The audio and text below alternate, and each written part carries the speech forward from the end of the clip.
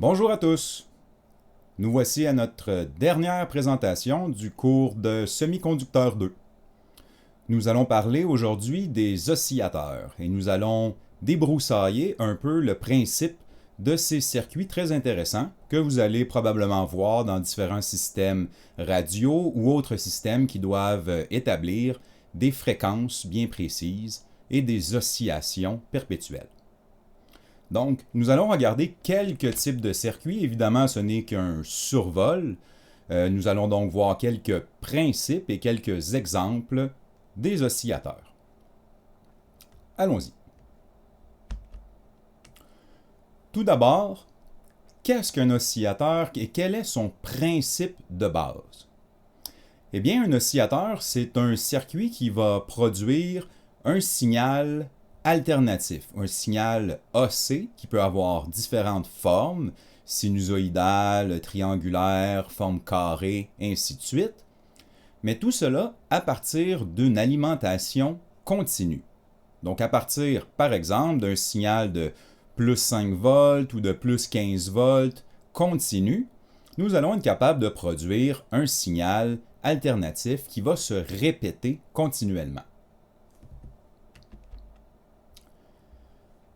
Pour faire ça, on va utiliser le principe de rétroaction positive. C'est un principe qu'on voulait jusque maintenant éliminer. Nous ne voulions pas de rétroaction positive, selon nos dernières études, pour éviter, en fin de compte, justement, que nos circuits d'oscillateurs nos circuits d'amplificateurs entrent en oscillation. Mais cette fois-ci, on va utiliser la rétroaction positive pour prendre notre signal, donc vous voyez ici, pour prendre mon signal de sortie et le réinjecter vers mon entrée, mais en phase. Donc si le signal est parfaitement en phase, je vais réinjecter un signal qui est identique et je vais le réamplifier. Ce qui veut dire que mon signal sera continuellement retournera en boucle, sera toujours réamplifié, et c'est le même signal donc qui sera toujours présent à la sortie. La grande boucle de mon circuit, qu'on va appeler ma boucle fermée de rétroaction, va comprendre deux éléments.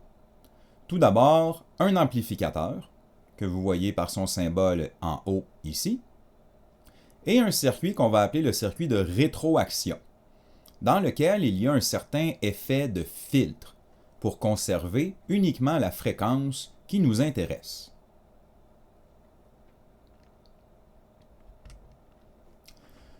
Notre circuit de rétroaction va être celui qui va définir la fréquence qui va traverser et être réinjectée dans notre amplificateur. Donc, c'est notre circuit de rétroaction qui détermine quelle est ma fréquence de mon oscillateur. Ce circuit de rétroaction va aussi appliquer une atténuation. Donc, l'inverse d'un gain, on pourrait dire, une atténuation, qu'on va appeler pour notre présentation le facteur d'atténuation B. Notre amplificateur, lui, qui est en haut, possède bien évidemment un gain d'amplificateur qu'on va appeler le gain AV.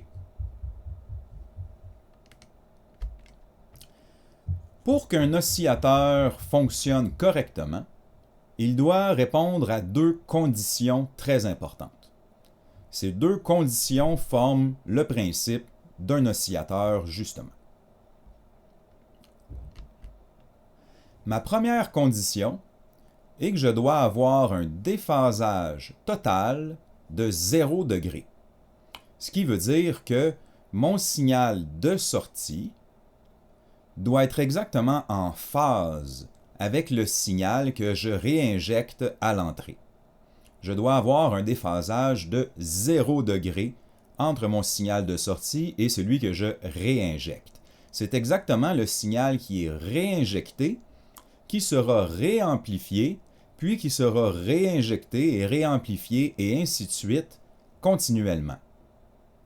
Donc, si j'avais un déphasage entre mes deux signaux, bien ce ne serait pas le même signal qui serait réamplifié. Donc, il est important, première condition cruciale, je dois avoir un déphasage exact de 0 degré. Et la deuxième condition, c'est que pour avoir une oscillation qui est constante, mon amplitude de mon oscillation doit demeurer constante. Je ne veux pas que mon oscillation devienne de plus en plus forte ou de plus en plus faible au fur et à mesure qu'elle tourne en boucle. Ce qui veut dire que le gain total de mon circuit, pour que l'amplitude demeure toujours constante, doit être de 1. Et quand on parle du gain total, je parle ici du gain de la boucle fermée de tout mon circuit d'oscillateur. Ce qui veut dire le gain de mon amplificateur et l'atténuation de mon étage ici d'atténuation en dessous, de mon circuit de rétroaction. Ce qui veut dire que le gain de mon amplificateur multiplié par l'atténuation de mon circuit de rétroaction doit être égal à 1. Donc tout simplement, le gain AV et l'atténuation qui est le facteur B doit être égal toujours à 1. De cette façon, l'amplitude va demeurer constante. Ce sont les deux conditions cruciales pour avoir une oscillation qui va demeurer constante perpétuellement.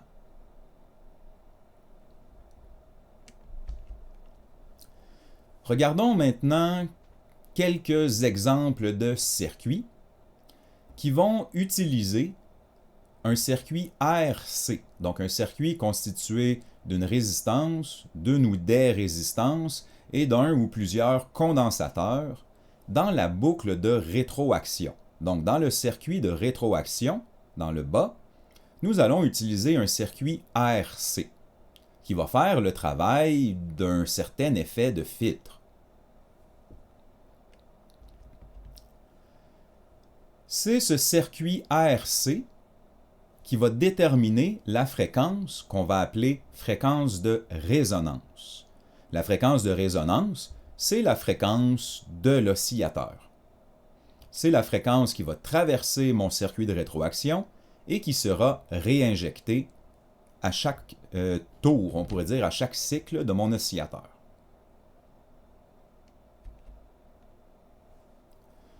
Ce circuit va aussi atténuer une partie du signal. Il y aura une certaine atténuation et je rappelle que l'atténuation, mon facteur B, et mon gain de mon amplificateur doit au total former un gain de 1.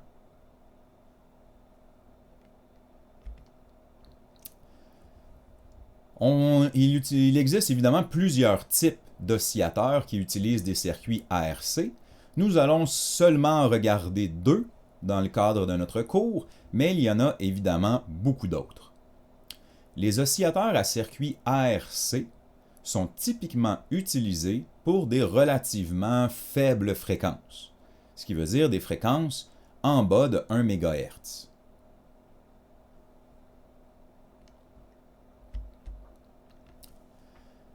Je rappelle le principe de base.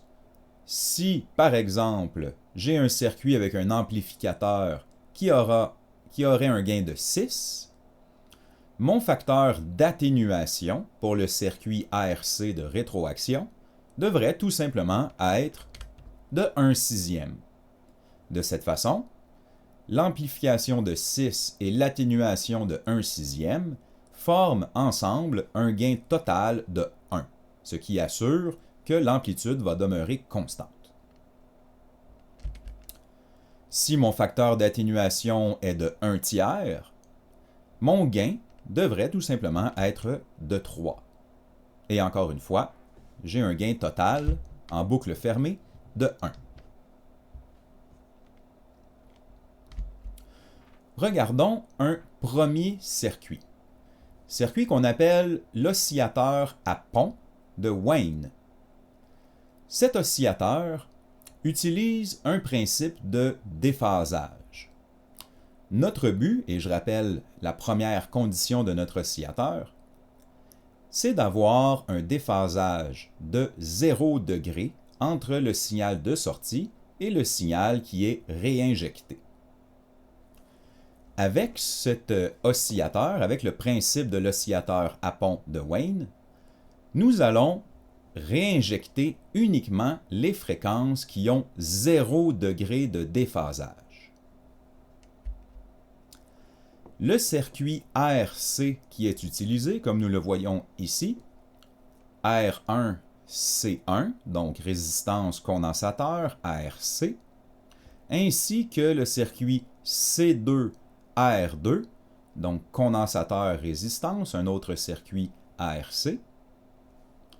Ces deux circuits combinés ensemble vont former ce qu'on appelle, on peut le voir un peu comme un passe-bande, mais c'est ce qu'on appelle un réseau d'avance-retard. C'est très semblable dans le fonctionnement, ça va faire un effet de filtre pour une seule et unique fréquence, mais on va utiliser, plutôt que l'atténuation comme un filtre, on va utiliser le déphasage. On le sait qu'un de ces circuits, le passe-bas, et l'autre circuit sera le passe-haut, on sait qu'un de ces circuits va créer un retard de phase, alors que l'autre circuit va créer une avance de phase. Les circuits R1, C1, notre passe-bas, vont former un retard. Notre circuit C2, R2, semblable à un passe-haut, va former une avance de phase. Exactement à ma fréquence de résonance, donc exactement ici, à ma fréquence que je désire réinjecter, eh bien, je m'arrange pour que mon déphasage soit de 0 degré. Ce qui veut dire que je n'ai pas encore appliqué de retard à cause de mon circuit R1C1, ni d'avance à cause de mon circuit R2C2. Je suis encore exactement à ma fréquence de résonance à 0 degré de déphasage. Mais dès que je vais un peu plus bas ou un peu plus haut en fréquence, je vais commencer à déphaser, soit retarder ou soit devancer ma phase. Toutes les autres fréquences seront alors déphasées et ne entreront pas en oscillation, car on se rappelle du principe, c'est seulement la fréquence qui est exactement à 0 degré qui va pouvoir entrer en oscillation et être réamplifiée perpétuellement.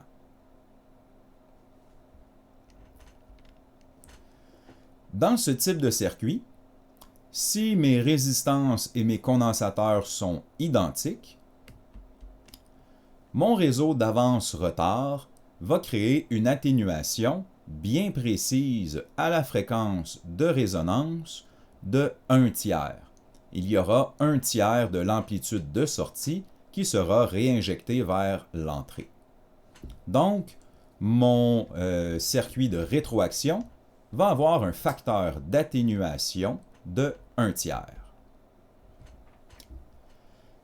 Et si je veux déterminer la fréquence de résonance, encore une fois, lorsque les résistances et les condensateurs sont identiques selon la conception, je vais pouvoir utiliser cette simple formule, la fréquence de résonance égale 1 sur 2πRC. Donc, n'importe quelle des deux résistances, comme ils sont identiques, n'importe quel des deux condensateurs, comme ils sont identiques, je peux les mettre dans ma formule 1 sur 2πRC pour déterminer la fréquence exacte de résonance, la fréquence à laquelle il y aura 0 degré de déphasage, la fréquence d'oscillation.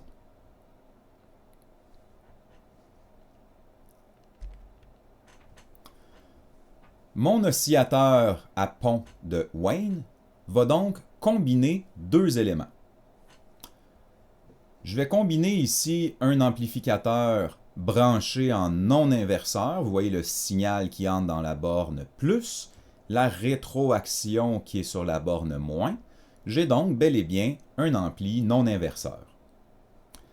Comme mon réseau d'avance-retard possède un facteur d'atténuation de 1/3, le facteur B, de 1/3, eh bien, je dois m'assurer de concevoir un amplificateur avec un gain de 3. Comme ça, mon atténuation de 1/3 et mon gain de 3 vont s'annuler, façon de parler, pour former un gain total en boucle fermée de 1, qui est ma deuxième condition pour un oscillateur constant.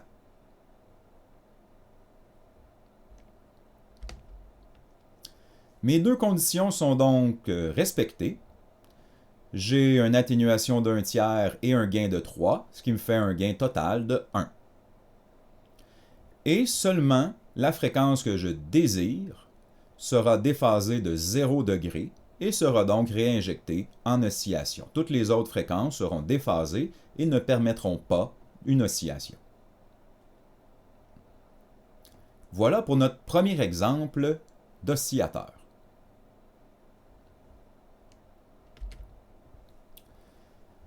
Parlons maintenant du démarrage. On vient de voir un principe d'oscillateur qui doit garder un gain de 1 pour être constant, pour une amplitude constante. Sauf que on oublie comment on peut démarrer notre oscillateur.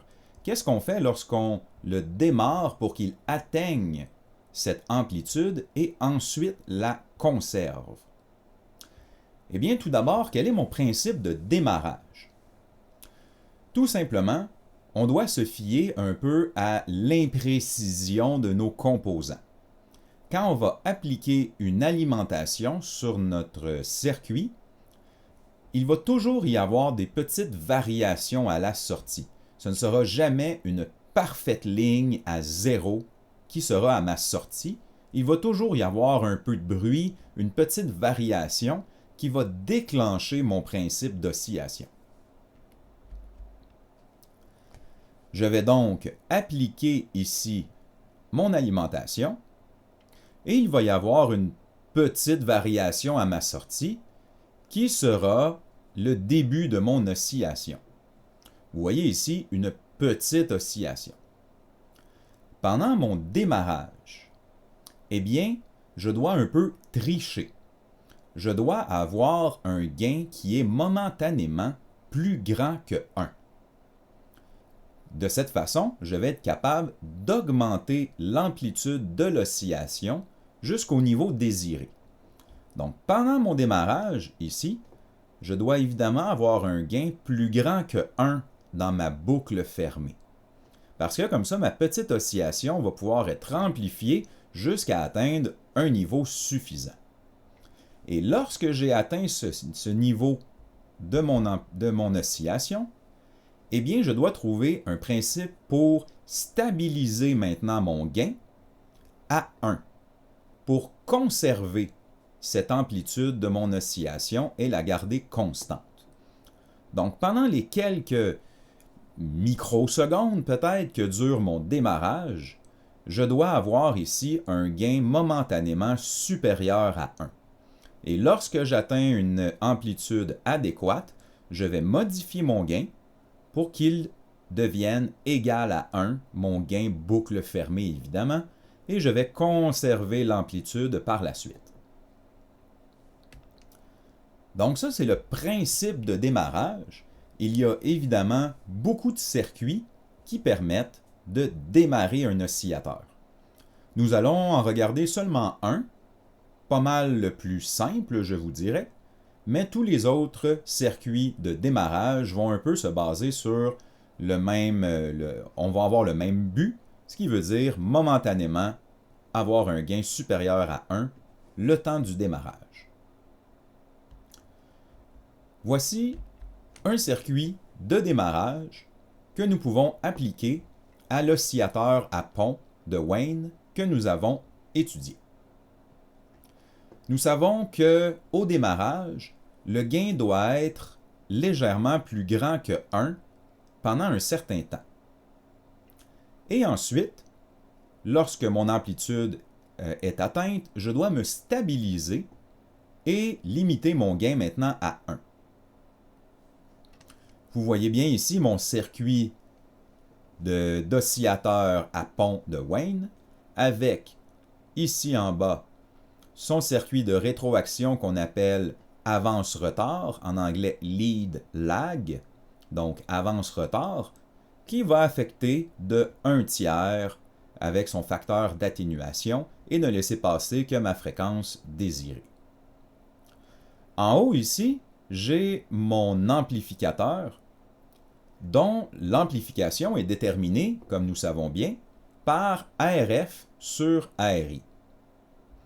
ARF, les résistances de rétroaction, qui sont ici les résistances ARF de feedback, sur les ou la résistance ARI, qui est représentée ici par R2. Eh bien, qu'est-ce que j'ai fait? J'ai mis en parallèle, autour d'une partie de ma résistance ARF, un circuit de contournement, on pourrait dire, avec des diodes.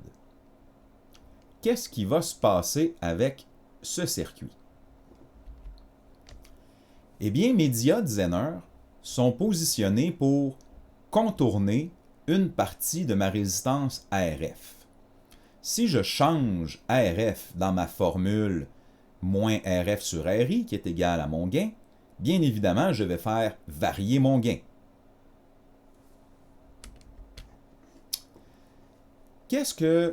Comment mes Zener vont réagir?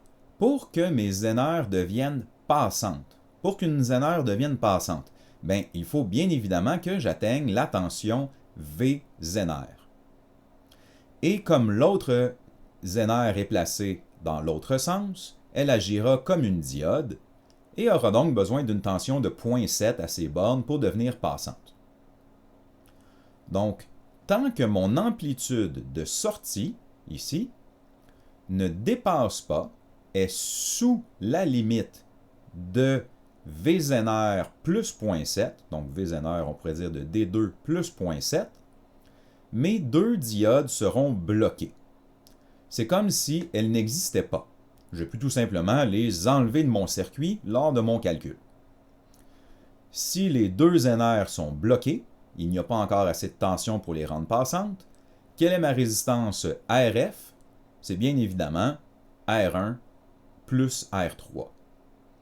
J'ai donc mon gain au démarrage, qui est RF sur RI, mais RF comprend R1 et R3.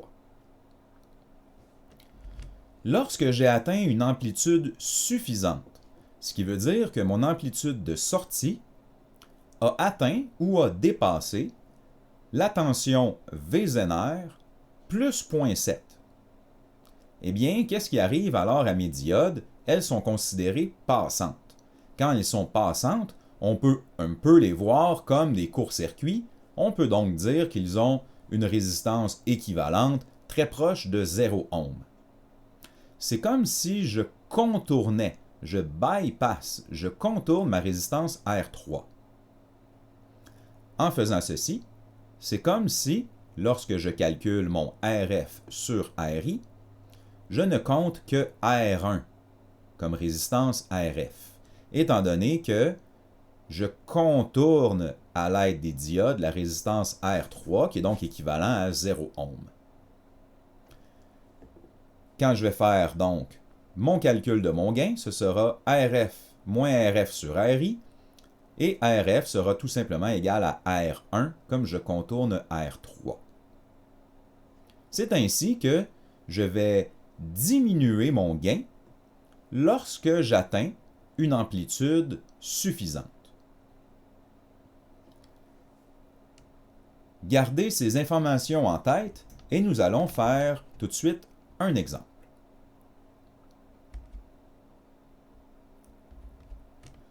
Voici un exemple d'oscillateur, de circuit oscillateur assez complet qui ferait le travail de créer une oscillation constante avec son circuit de démarrage, puis ensuite sera stabilisé à une amplitude constante. Je vous encourage donc à faire pause aux vidéos, à revenir sur les notions que nous venons de voir pour trouver ces différents éléments. La fréquence de l'oscillation, l'amplitude une fois que mon oscillation est stabilisée, quel gain est-ce que j'ai au démarrage, puis quel gain de mon amplificateur lorsque je tombe stabilisé, pour former un gain total stabilisé qui, ce n'est pas un secret, devrait être égal à 1. Je vous laisse donc travailler sur ceci et nous répondrons ensemble bientôt.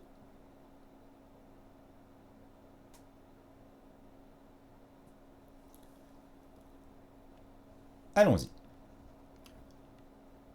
Tout d'abord, vous devriez avoir trouvé la fréquence d'oscillation selon notre formule 1 sur 2pi RC. Comme mes deux résistances sont équivalentes, je prends n'importe quelle des deux, qui équivaut à 2 kΩ, et mes deux condensateurs sont aussi équivalents. Je prends donc peu importe lequel des deux, qui sont tous les deux équivalents à 0.012 microfarad. Lorsque je mets tout ça dans ma formule, vous devriez avoir trouvé 6.63 kHz. C'est la fréquence de résonance de mon oscillateur. À quelle amplitude est-ce que mon gain va se stabiliser?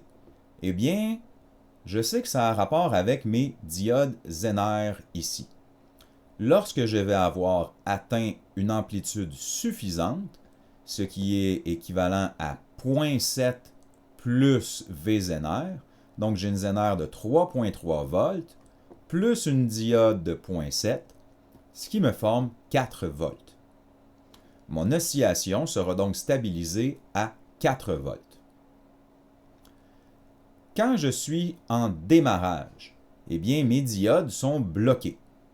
Ce qui veut dire que quand je fais mon calcul de mon gain, moins RF sur RI, eh bien, RF sur RI plus 1, excusez-moi, je me trompe étant donné que c'est un amplificateur non inverseur. Je crois que je me suis trompé aussi dans la diapositive précédente.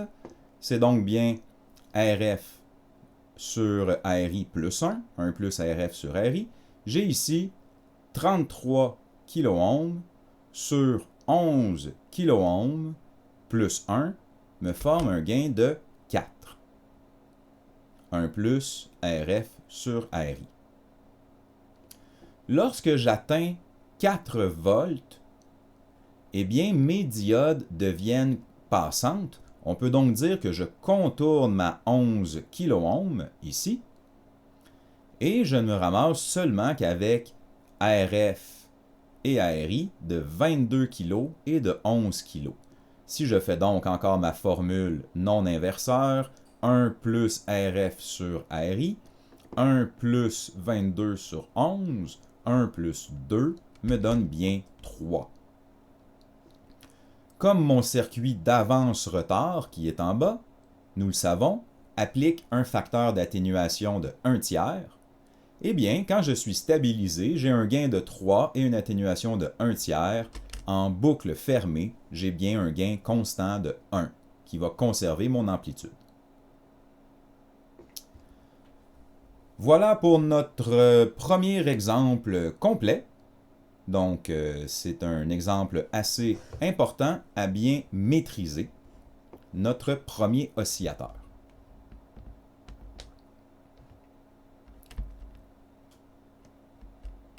Voyons maintenant une façon différente de dessiner ce même circuit. Je vais juste vous la présenter, étant donné que ça peut arriver souvent qu'on va lire un autre schéma et analyser très longtemps avant de comprendre que parfois le circuit est identique, mais dessiné différemment.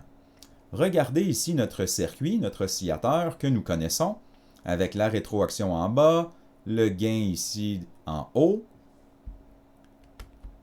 Eh bien, je pourrais aussi bien le redessiner dans cette configuration-ci. Et si vous prenez le temps de l'analyser et de tout simplement, on pourrait dire, suivre les lignes, eh bien, vous allez voir que c'est exactement le même circuit. Prenez le temps. À partir de ma sortie, je m'en vais à R1 et R2 à la masse, l'entrée moins. C'est bien ce que je fais de ma sortie. R1 et R2 à la masse vers l'entrée moins, mais je vais où aussi? Je vais à R4 en série avec C1, je vais donc bel et bien à R4 en série avec C1 pour aller vers l'entrée plus, mais en parallèle, j'ai bien R3 et C2 vers la masse. C'est bien ce que j'ai ici, R3 et C2 vers la masse. Donc c'est exactement le même circuit, mais vous avez vu qu'au premier coup d'œil, ça semble très différent. Donc c'est juste une petite parenthèse pour vous montrer à quel point il faut parfois être attentif. Donc, deux circuits exactement identiques, dessinés différemment.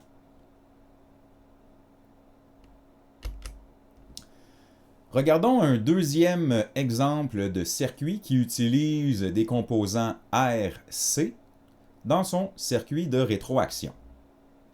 C'est ce qu'on appelle l'oscillateur à déphasage.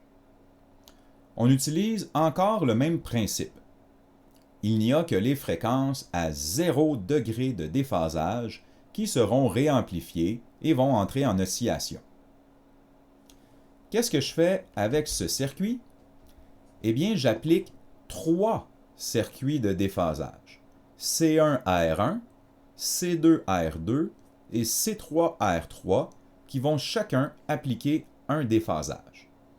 Nous savons que chacun de ces étages peut déphaser entre 0 et 90 degrés au maximum.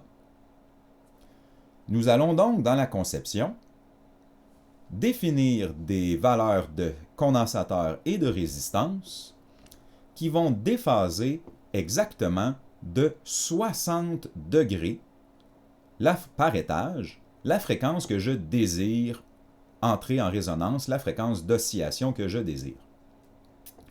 Si chacun de ces étages déphase exactement de 60 degrés, eh bien, je vais avoir un déphasage total de 180 degrés pour mon circuit de rétroaction ici dans la section verte.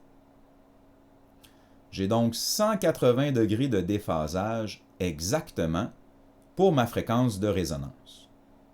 Toutes les autres fréquences seront déphasées un peu plus ou un peu moins que 180 degrés.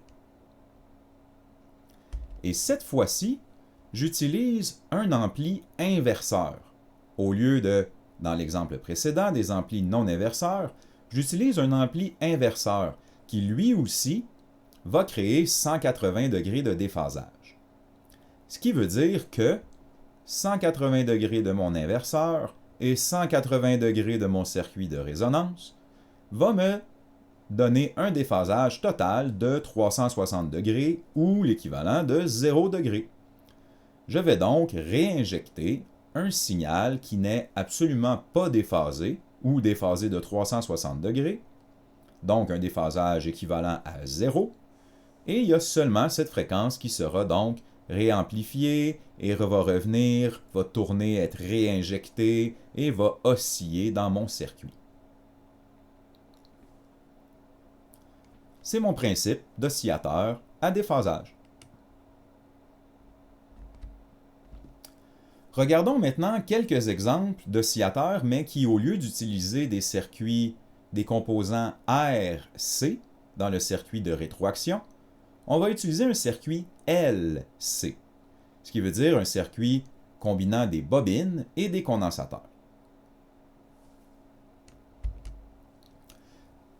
Nous utilisons le même principe qu'avec le circuit ARC. Il y a un effet de filtre, un effet quelconque qui va laisser passer seulement la fréquence qu'on désire. Et comme toujours, il va y avoir un facteur d'atténuation. La différence, c'est qu'on va utiliser des circuits LC lorsque nos fréquences d'oscillation sont plus élevées, soit des oscillateurs avec des fréquences de 1 MHz et plus. Il y a encore une fois plusieurs types d'oscillateurs. Nous allons uniquement en regarder deux, l'oscillateur Colpitts et l'oscillateur Hartley.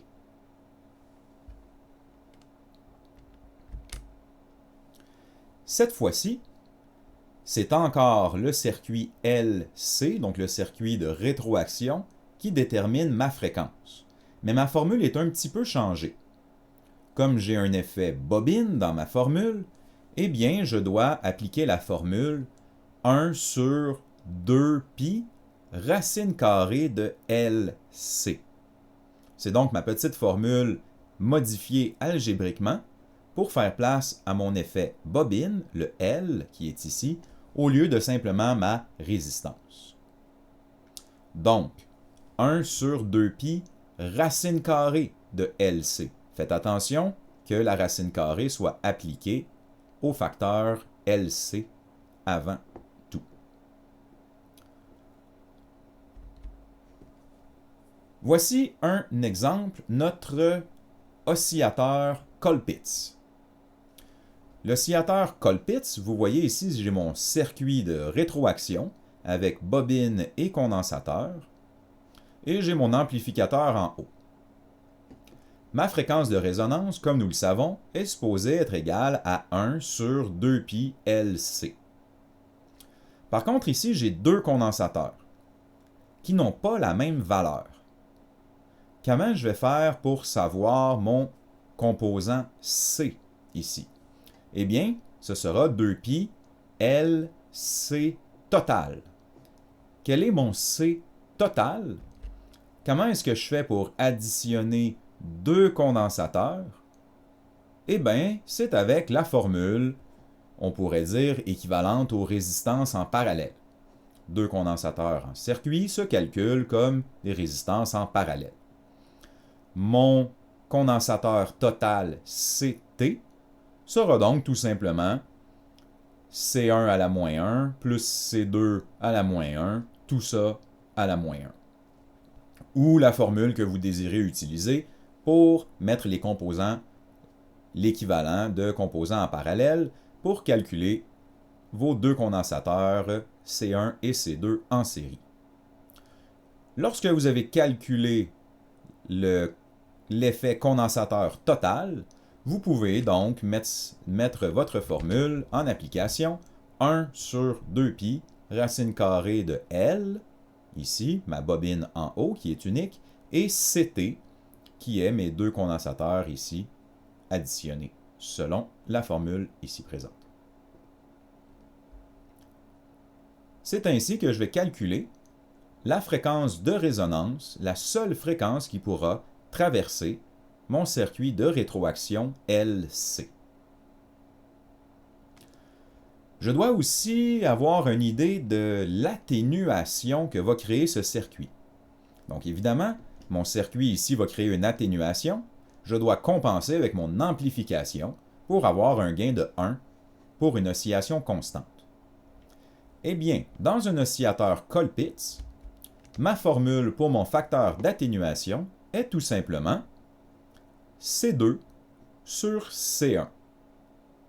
C'est un peu l'équivalent des tensions aux bornes des deux condensateurs. Tension aux bornes du condensateur ici qui est à la sortie, en proportion avec la tension du condensateur qui sera à l'entrée. C'est ce qui nous donne notre facteur d'atténuation. C'est tout simplement, donc, quand je le calcule avec les valeurs capacitives, C2 sur C1. Ce sera mon facteur d'atténuation. Un oscillateur Colpitts peut être utilisé avec différents amplificateurs. On pourrait utiliser un ampli opérationnel, bien évidemment, mais on peut utiliser amplificateur à transistor ou même un amplificateur à GFET ou à autre transistor à effet de champ, ce qui aura pour avantage de diminuer mon impédance d'entrée, étant donné que les transistors à effet de champ ont l'impédance d'entrée la plus faible parmi les composants disponibles. Je pourrais donc retrouver un oscillateur Colpitts avec amplificateur à transistor bipolaire. Donc vous voyez en bleu en haut un ampli à transistor bipolaire que nous connaissons bien, sorti au collecteur, émetteur commun, notre ampli classique.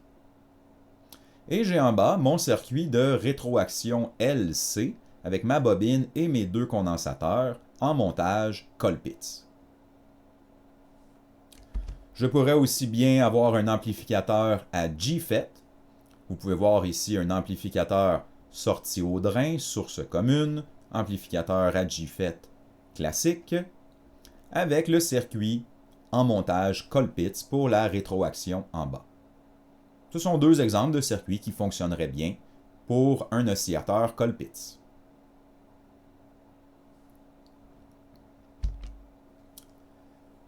Allons donc se faire un petit exercice, je vous prie, pour notre oscillateur Colpitts.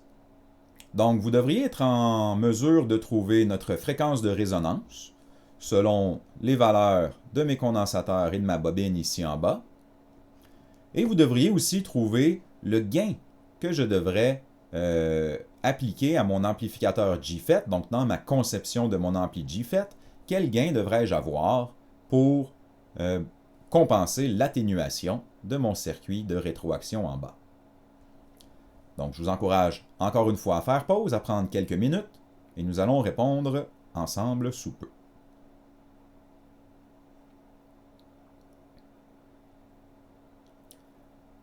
Allons-y. Pour la fréquence de résonance, vous avez appliqué la formule 1 sur 2π racine carrée de LC. Le L de 75 millihenry était facile à trouver, mais vous avez dû appliquer la formule comme pour calculer les résistances en parallèle dans le but de trouver le C total. Un coup que le C total était trouvé, vous avez pu appliquer la formule et vous devriez obtenir environ 5 kHz, plus précisément 5,03 kHz. Maintenant, quel gain devrait avoir mon amplificateur GFET? Eh bien, je devrais tout d'abord savoir quelle atténuation mon circuit de rétroaction va appliquer, ce qui veut dire C2 sur C1. Faites attention, ici j'ai 15 nanofarad, alors que ici j'ai 0,12 microfarad. Et ce qui me fait au final une atténuation de 1/8, je devrais donc avoir un gain de 8 dans mon amplificateur à GFET pour avoir une oscillation à amplitude constante. Voilà pour mon Colpitts. Je vous en présente un autre, juste dans le but de le reconnaître, c'est l'oscillateur Hartley. L'oscillateur Hartley est tout simplement, on pourrait dire, l'inverse du Colpitts dans son circuit de rétroaction. Nous avons deux bobines et un seul condensateur ici. C'est un circuit qui fonctionne tout aussi bien, qui a certains avantages et certains inconvénients, nous allons pour l'instant les négliger, mais qu'on peut dire va procéder va utiliser le même principe que le Colpitts, avec un peu la même méthode d'oscillation. Donc voilà pour notre Hartley. Nous n'allons pas faire de calcul spécifique avec cet oscillateur. Nous allons simplement le reconnaître.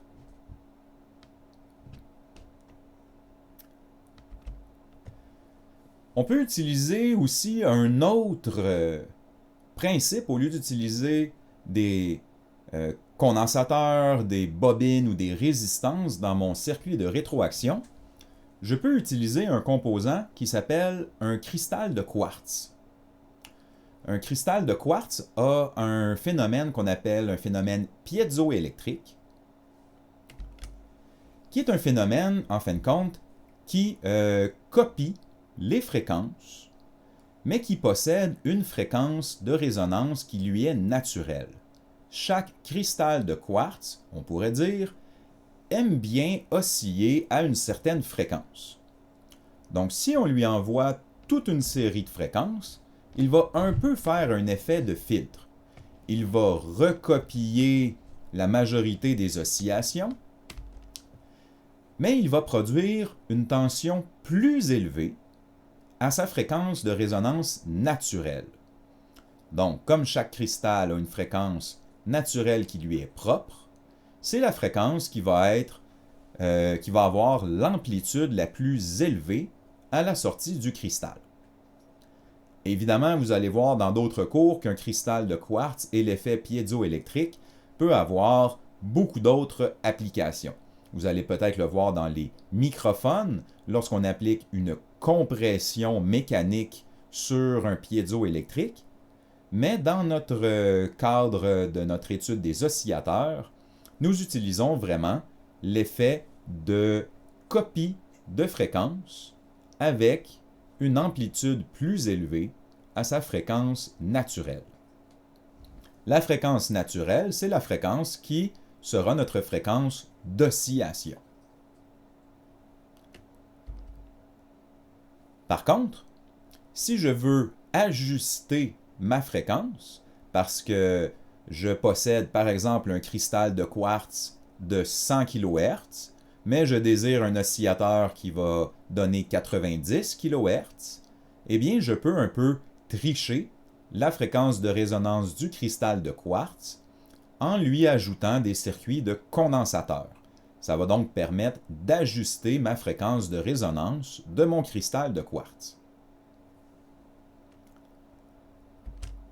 Je pourrais avoir ce type de circuit, donc un circuit oscillateur, dans lequel, vous voyez ici dans mon circuit de rétroaction en bas, j'ai mon cristal qui a ce symbole ici présent, donc une barre plus large avec deux petites barres. Ça peut ressembler à un condensateur, mais avec, vous voyez, le cristal entre les deux. Et un condensateur ici qui est placé en série pour faire des petites variations, des petits ajustements à ma fréquence de résonance de mon cristal. Si j'ai des plus gros ajustements à faire, je peux utiliser un circuit de résonance avec condensateur d'ajustement en parallèle avec mon cristal. Ce sont deux circuits qui permettent d'utiliser un cristal de quartz dans mon circuit de rétroaction et d'ajuster à l'aide de mes condensateurs la fréquence précise que je désire pour mon oscillation. Encore une fois, ces circuits, nous devons seulement les reconnaître, comprendre le principe, mais nous n'allons pas faire de calcul avec ces circuits. Mais soyez aptes à les reconnaître lorsque vous allez les rencontrer spécifiquement dans vos cours de radio de la prochaine session.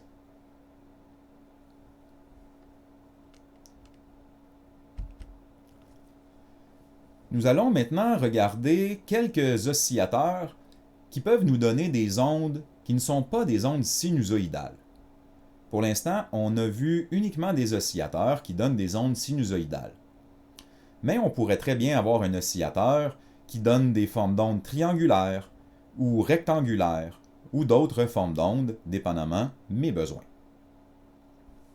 Regardons deux de ces circuits.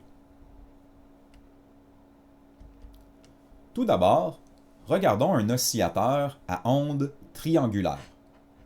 Voici un exemple qui pourrait très bien faire le travail afin de créer une onde triangulaire constante à la sortie de mon circuit.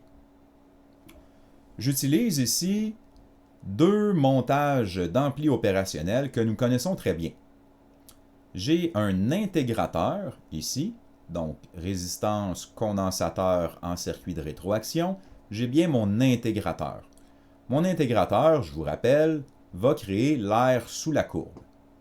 Si je lui donne un certain niveau d'essai, il va, en fin de compte, soit avoir une augmentation constante ou une diminution constante à la sortie de mon intégrateur.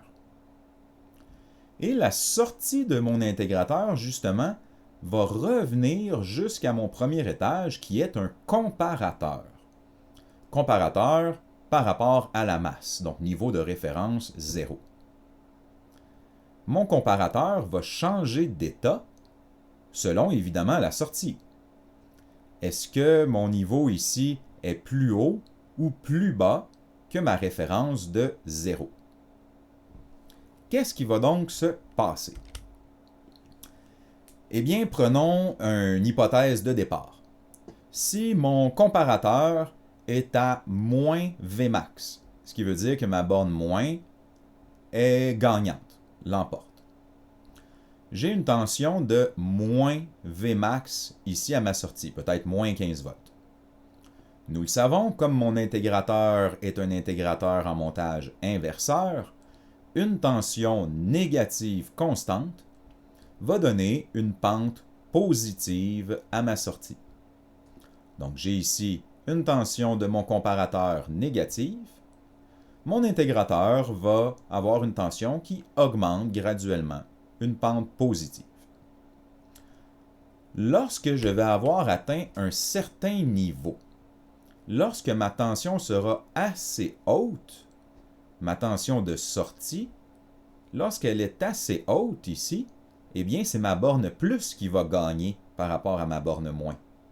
Et ma sortie, au lieu d'être moins Vmax, va passer à plus Vmax. Ma sortie va donc devenir à son maximum positive ici. Quand la sortie est à un maximum positif dans mon intégrateur inverseur, je vais avoir une pente qui diminue, une pente avec un taux de variation négatif. C'est bien ce que j'ai ici. Ma pente diminue, taux de variation négatif. Lorsque j'atteins un niveau assez bas à ma sortie, eh bien, ma borne plus ici est très basse. C'est ma borne moins qui va gagner. Je vais revenir avec un niveau de moins Vmax. Lorsque j'ai un niveau de moins Vmax, ma pente est une pente positive. Jusqu'à un certain niveau où je vais avoir une pente négative et ainsi de suite. C'est donc par ce principe que mon comparateur va passer de plus Vmax à moins Vmax et que mon intégrateur va donc me donner une forme d'onde triangulaire qui va de façon perpétuelle passer en taux de variation positif et taux de variation négatif. Je vais donc avoir une forme d'onde triangulaire qui va être perpétuelle, toujours présente à ma sortie, alors que si vous remarquez bien, je n'ai aucun autre signal d'entrée, je n'ai que des valeurs DC qui alimentent mes ampliopes, et j'ai littéralement créé mon oscillation en forme d'onde triangulaire. C'est donc notre premier exemple de forme d'onde non sinusoïdale. J'ai créé des formes d'onde triangulaires. Je pourrais aussi avoir un circuit à onde rectangulaire. Ce circuit d'oscillateur est assez commun. C'est ce qu'on appelle un oscillateur à relaxation. Quand on parle d'oscillateur à relaxation, c'est tout simplement parce qu'on parle d'un condensateur qui se charge et se décharge. Tout est basé sur la valeur Vc, ici, de mon condensateur. Mon ampliope va comparer la tension du condensateur, qui est à sa borne moins, ici, avec la tension de sa sortie, qui est à la borne plus. Le condensateur, lui, va devoir se charger au travers de la résistance R1, va se charger graduellement selon si ma sortie est à plus Vmax ou moins Vmax. Qu'est-ce qui va donc se passer? Allons-y étape par étape. Commençons encore par nous donner une hypothèse. Par exemple, je débute avec un condensateur à 0 degré, à 0 volt, excusez-moi, donc il n'est pas chargé du tout. Et ma sortie est à plus Vmax. J'ai donc une sortie, par exemple, à plus 15 ou quelque chose comme ça. Comme ma sortie est à son maximum positif, eh bien, mon condensateur va venir se charger graduellement. C'est ce que je vois ici dans ma première partie. Ma sortie est à plus Vmax, ici,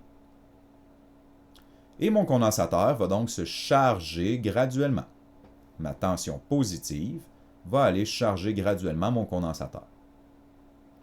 Lorsque mon condensateur est suffisamment chargé, lorsqu'il est suffisamment chargé, ma borne moins va gagner sur ma borne plus. Si ma borne moins l'emporte sur ma borne plus, eh bien ma sortie va soudainement passer à moins Vmax. Donc quand mon condensateur est suffisamment chargé, ma sortie va passer à moins Vmax. Qu'est-ce qui arrive quand ma sortie est à son maximum négatif? Bien, mon condensateur va se décharger graduellement. On voit ici mon condensateur qui se décharge. Il va se décharger jusqu'à quand? Il va se décharger jusqu'à ce que la borne plus l'emporte, jusqu'à ce qu'il soit inférieur à ma borne plus et que ma borne plus l'emporte de nouveau. Lorsque ce sera ma borne plus qui va l'emporter, ma sortie va revenir à plus Vmax et mon condensateur va recommencer à se charger jusqu'à atteindre encore une fois l'autre seuil pour tomber à moins Vmax, puis à plus Vmax et à moins Vmax, tout ça selon la charge du condensateur qui est en comparaison, on pourrait dire ici, sur ma borne moins. Vous voyez que ma forme d'onde de sortie est une belle forme d'onde rectangulaire, presque carrée. C'est mon principe d'oscillateur à relaxation qui me donnera dans le cas présent une forme d'onde carrée, presque une forme d'onde rectangulaire, selon mon taux de charge de mon condensateur. Et voilà pour notre principe d'oscillateur à relaxation.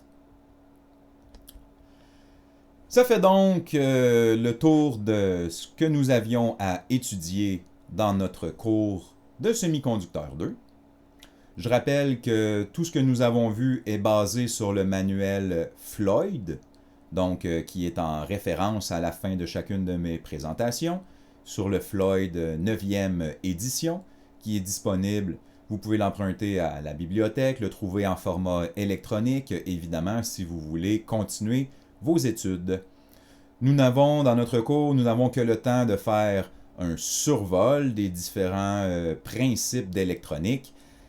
Bien entendu, si l'électronique vous intéresse, que vous trouvez que vous avez développé une passion pour cet aspect de votre métier d'avionique, eh bien, je vous encourage à continuer vos recherches, à développer des projets, à écouter des vidéos, à lire différents articles, différentes informations, à vous équiper à la maison. C'est souvent des circuits qui demandent une poignée de change pour acheter les composants.